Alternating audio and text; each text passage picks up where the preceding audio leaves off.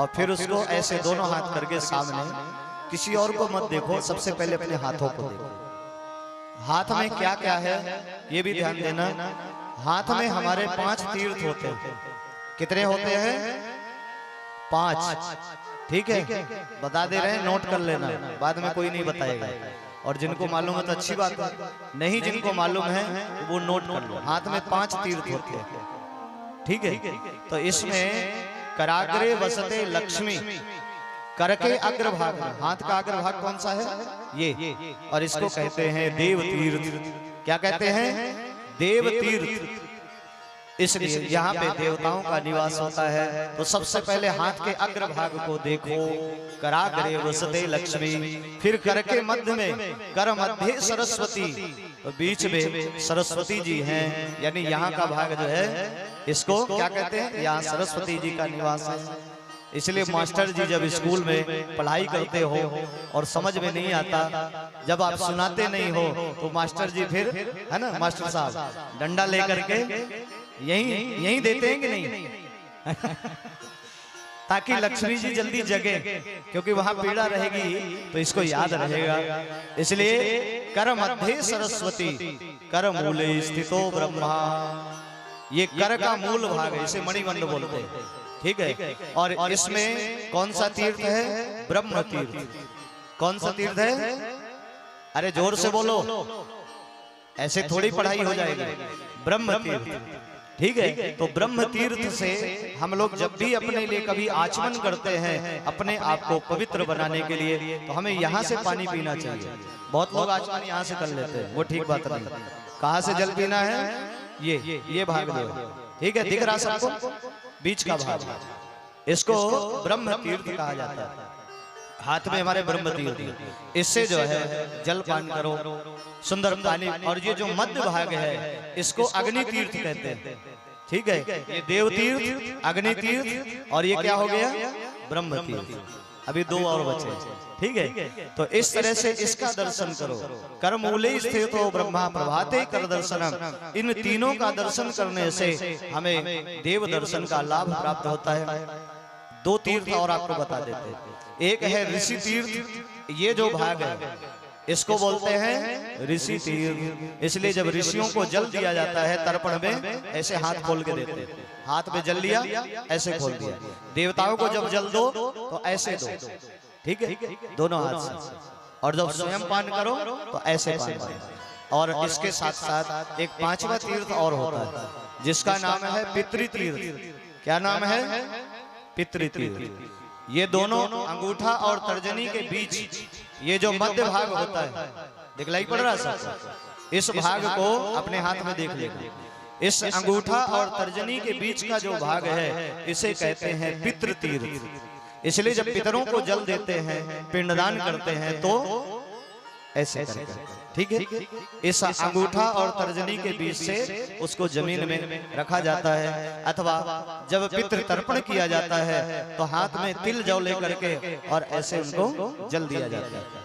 देवताओं को जल दो सामने से, ऋषियों को जल दो तो यहाँ से गदेली से, और जब पितरों को तर्पण करो तो ये अंगूठा और तर्जनी के से देना चाहिए। भगवान शिव को जब कभी चावल चढ़ाना हो तो ऐसे उंगली से मत चढ़ाना। भगवान शंकर को जब चावल चढ़ाना हो तो अग्नि तीर्थ से चढ़ाना चाहिए। कहाँ से? मुट्ठी में चावल ले लो, उसको थोड़ा गीला कर लो और ऐसे सीधे हाथ ले जाके शंकर जी के ऊपर ही मानो आशीर्वाद दे रहे हैं। मतलब गदेली से चावल शंकर जी को चढ़ाना चाहिए, ऐसा शिव पुराण में लिखा हुआ है। ये भी कुछ जानकारी कथा के माध्यम से हो तो अच्छी बात है, कुछ मिले। इतने देर तक आप लोग बैठते हो तो मैं इसीलिए बांटने के लिए बैठा हूँ। जो मेरे पास है कुछ रह ना जाए, जितना भी है कुछ ना कुछ ऐसा देते जाए, ताकि चूंकि हमारा भी ये क्षेत्र है तो अपने क्षेत्र के लोगों को जागृत करना हमारा अपना कर्तव्य है, उसी का मैं पालन कर रहा हूँ। इसलिए अब याद रखना, कोई भी पूछ दे कि अपने हाथ में कितने तीर्थ होते हैं, कितने, चलो बच्चों को याद हो गया तो हमारा काम हो गया। है ना, आगे आने वाली पीढ़ियों को ही याद हो गया। तो अब जाने वाले भाई उगते सूरज को प्रणाम कम लोग करते हैं, है ना, अस्त होने वाले उगते वाले को ही प्रणाम करते, जब उदित तो होता उसको अर्घ देते, और जो अस्त होने वाले उनको प्रणाम कर लेते। तो उदित सूर्य यदि चमकता हुआ युवा वर्ग यदि सीख जाए ये बातें, उनको शिक्षा मिल जाए, तो उससे बड़ा कोई अच्छा काम नहीं हो सकता। इसलिए हमारे हाथ में 5 तीर्थ होते हैं, ये हमेशा याद रखना, स्मरण रखने की बात। भगवान इसी प्रकार से आज चूंकि हम भगवान अपनी दिनचर्या करते हैं, कभी पृथ्वी को स्मरण करते हैं, फिर कहीं और गए नारद जी तो वहां देखा स्नान कर रहे हैं। भाई भगवान गृहस्थ धर्म में है तो स्नान किया भगवान ने, फिर आगे बढ़े तो वहां भगवान संध्या बंदन कर रहे हैं, सुंदर जल दे रहे हैं, सूर्य को जल दे रहे हैं।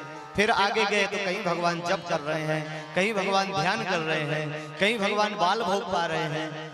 ऐसे घूमते घूमते दोपहर हो गई। दोपहर के समय जब महल में पहुंचे तो वहां देखा तो द्वारिकाधीश भोजन के लिए विराजमान है। तो दर्शन किया, देख लिया भगवान ने। अरे नारद इतनी जल्दी वे कहाँ जा रहे हो? नारद जी पहुंच गए, महाराज प्रणाम करते हैं। भगवान ने कहा आओ बैठ के प्रसाद पालो, सुबह से भटक रहे हो और यहाँ सुबह से शाम हो जाएगी, लेकिन अभी भोजन पालो फिर घूमते रहे। मानो नारद जी को संकेत करना चाहते हैं कि तुम मेरे ऐश्वर्य का दर्शन करने आए हो, वो दर्शन तो करते रहना, लेकिन भोजन भजन भी कुछ कर लो। इस तरह से घूमते ही रहोगे और मेरी लीला ऐसे ही चलती रहेगी। कहीं देख रहे हैं तो भगवान सभा में भी बैठे हैं, क्योंकि राजा हैं और राजा के पास कितना बड़ा दायित्व होता है, परिवार का भी पालन कर रहे हैं, राज्य का पालन भी कर रहे हैं। ऐसे भगवान और स्वयं लगभग भगवान द्वारिकाधीश प्रतिदिन 40,000 गायों का गोदान भी करते थे प्रतिदिन, ऐसा लिखा भी है। भगवान द्वारिका में रहते हुए अनेक प्रकार के धर्म कार्य भी करते हैं, यज्ञ पूजन भजन आदि करते हैं। इस प्रकार भगवान की लीला है। एक दिन भगवान ने पूछा कि हमारे परिकरों में सब ठीक ठाक है, कोई गड़बड़ी तो नहीं है? तो वहां जो बाबू लोग थे, मुनीम जो थे, उन्होंने बतलाया महाराज बाकी तो सब ठीक है, पर अनिरुद्ध जी अपसेंट चल रहे हैं, अनुपस्थित है, पता नहीं कहाँ गायब हो गए, आजकल दिख नहीं रहे हैं, किस जगह पे पहुंच गए ये पता ही नहीं चल रहा। भगवान ने देखा दिव्य दृष्टि से तो अनिरुद्ध जी बंदी पड़े हुए हैं। ये गए कहाँ? ये बाणासुर की बेटी ने इनका अपहरण करा लिया। ये पहला ऐसा बालक था जिसको किसी राजकुमारी ने उठा लिया, अपहरण करा लिया। एक दिन स्वप्न में उषा ने, नाम था उसका उषा, अनिरुद्ध का दर्शन किया। तो प्रातः काल होते हुए अपने सहेली को बुलाती है और कहती है बहन आज मैंने एक बहुत सुंदर पुरुष का दर्शन किया।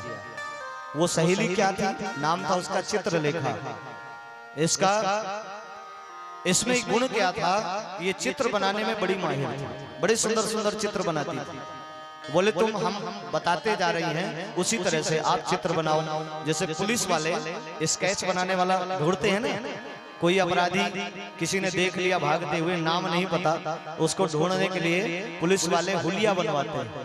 तो कोई चित्रकार आएगा और उसको बताया जाएगा ऐसी उसकी आंखें थी, ऐसे उसके नेत्र थे, ऐसे उसकी नाक थी, ऐसे उसका चेहरा दिख रहा था, उसी के हिसाब से वो, ऐसे उसके बाल थे, ऐसी उसकी मूछें थी, तो उसी आकृति को बना के रख देता है। चित्रलेखा में भी यही गुण था।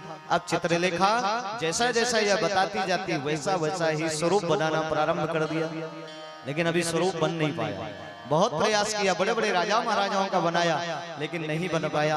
जब द्वारिकाधीश का बनाया तब